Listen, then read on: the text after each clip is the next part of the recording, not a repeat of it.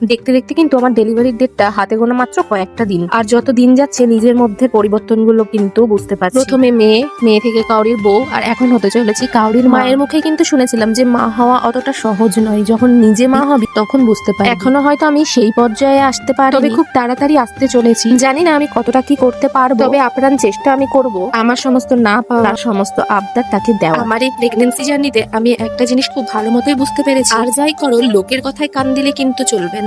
নিজেকে সবসময় পজিটিভ রাখতে হবে, আর পজিটিভ চিন্তা ভাবনাও করতে হবে। আর যতটা পারবে নেগেটিভ মানুষদের থেকে একদম দূরে থাকার চেষ্টা। নেগেটিভ চিন্তা ভাবনা থেকে দূরে থাকবে, এবং যারা নেগেটিভ কথাবার্তা আলোচনা করে তাদের থেকেও দূরে থাকবে। তাহলে দেখবে তুমি আর তোমার মধ্যে যে অল্প অল্প করে বেড়ে উঠছে দুজনাই কিন্তু সুস্থ, কারণ মানসিক শান্তিটাই কিন্তু সবার আগে। আর এই সময় আমার যেগুলো করতে ভালো লাগে সেইগুলো করেই কিন্তু আমি আমার দিনগুলো কাটাচ্ছি, যেমন এই টুকটাক রান্না করা, ভিডিও বানানো, আর সব থেকে বেশি যেটা গুরুত্বপূর্ণ সেটা নিজেকে স্ট্রং এবং সুস্থ ভাবা। ভিডিওটা যদি ভালো লেগে থাকে তাহলে অবশ্যই লাইক কমেন্টস করে পাশে থেকো সকলে।